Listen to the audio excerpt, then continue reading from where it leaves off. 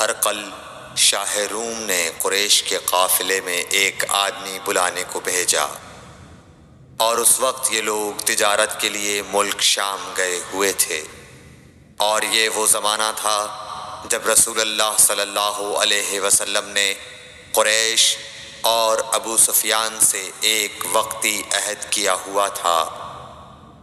جب ابو سفیان اور دوسرے لوگ ہرقل کے پاس ایلیا پہنچے جہاں ہرقل نے دربار طلب کیا تھا، اس کے گرد روم کے بڑے بڑے لوگ، علماء، وزراء و امراء بیٹھے ہوئے تھے۔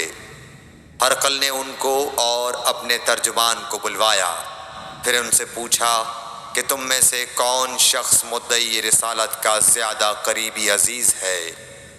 ابو سفیان کہتے ہیں کہ میں بول اٹھا کہ میں اس کا سب سے زیادہ قریبی رشتہ دار ہوں۔ یہ سن کر ہرقل نے حکم دیا کہ اس ابو سفیان کو میرے قریب لا کر بٹھاؤ اور اس کے ساتھیوں کو اس کی پیٹھ کے پیچھے بٹھا دو۔ پھر اپنے ترجمان سے کہا کہ ان لوگوں سے کہہ دو کہ میں ابو سفیان سے اس شخص یعنی محمد صلی اللہ علیہ وسلم کے حالات پوچھتا ہوں۔ اگر یہ مجھ سے کسی بات میں جھوٹ بول دے تو تم اس کا جھوٹ ظاہر کر دینا۔ ابو سفیان کا قول ہے کہ خدا کی قسم اگر مجھے یہ غیرت نہ آتی کہ یہ لوگ مجھ کو جھٹلائیں گے تو میں آپ صلی اللہ علیہ وسلم کی نسبت ضرور غلط گوئی سے کام لیتا۔ خیر، پہلی بات جو ہرقل نے مجھ سے پوچھی وہ یہ کہ اس شخص کا خاندان تم لوگوں میں کیسا ہے؟ میں نے کہا وہ تو بڑے اونچے عالی نسب والے ہیں۔ کہنے لگا اس سے پہلے بھی کسی نے تم لوگوں میں ایسی بات کہی تھی؟ میں نے کہا نہیں۔ کہنے لگا اچھا اس کے بڑوں میں کوئی بادشاہ ہوا ہے؟ میں نے کہا نہیں۔ پھر اس نے کہا بڑے لوگوں نے اس کی پیروی اختیار کی ہے یا کمزوروں نے؟ میں نے کہا نہیں، کمزوروں نے۔ پھر کہنے لگا اس کے تابعدار روز بڑھتے جاتے ہیں یا کوئی ساتھی پھر بھی جاتا ہے؟ میں نے کہا نہیں۔ کہنے لگا کیا اپنے اس دعویٰ نبوت سے پہلے کبھی کسی بھی موقع پر اس نے جھوٹ بولا ہے؟ میں نے کہا نہیں، اور اب ہماری اس سے صلح کی ایک مقررہ مدت ٹھہری ہوئی ہے، معلوم نہیں وہ اس میں کیا کرنے والا ہے۔ ابو سفیان کہتے ہیں میں اس بات کے سوا اور کوئی جھوٹ اس گفتگو میں شامل نہ کر سکا۔ ہرقل نے کہا کیا تمہاری اس سے کبھی لڑائی بھی ہوئی ہے؟ ہم نے کہا کہ ہاں۔ بولا پھر تمہاری اور اس کی جنگ کا کیا حال ہوتا ہے؟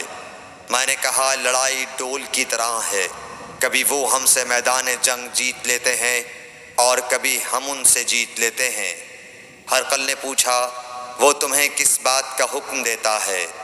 میں نے کہا وہ کہتا ہے کہ صرف ایک اللہ ہی کی عبادت کرو، اس کا کسی کو شریک نہ بناؤ، اور اپنے باپ دادا کی شرک کی باتیں چھوڑ دو، اور ہمیں نماز پڑھنے، سچ بولنے، پرہیزگاری اور صلہ رحمی کا حکم دیتا ہے۔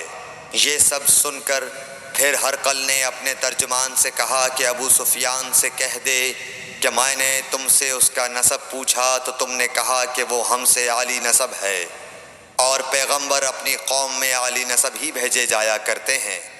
میں نے تم سے پوچھا کہ دعویٰ نبوت کی یہ بات تمہارے اندر اس سے پہلے کسی اور نے بھی کہی تھی تو تم نے جواب دیا کہ نہیں۔ تب میں نے اپنے دل میں کہا کہ اگر یہ بات اس سے پہلے کسی اور نے کہی ہوتی تو میں سمجھتا کہ اس شخص نے بھی اسی بات کی تقلید کی ہے جو پہلے کہی جا چکی ہے۔ میں نے تم سے پوچھا کہ اس کے بڑوں میں کوئی بادشاہ بھی گزرا ہے تو تم نے کہا کہ نہیں۔ تو میں نے دل میں کہا کہ ان کے بزرگوں میں سے کوئی بادشاہ ہوا ہوگا تو کہہ دوں گا کہ وہ شخص اس بہانے اپنے آباء و اجداد کی بادشاہت اور ان کا ملک دوبارہ حاصل کرنا چاہتا ہے۔ اور میں نے تم سے پوچھا کہ اس بات کے کہنے یعنی پیغمبری کا دعویٰ کرنے سے پہلے تم نے کبھی اس کو دروغ گوئی کا الزام لگایا ہے؟ تم نے کہا کہ نہیں۔ تو میں نے سمجھ لیا کہ جو شخص آدمیوں کے ساتھ دروغ گوئی سے بچے وہ اللہ کے بارے میں کیسے جھوٹی بات کہہ سکتا ہے۔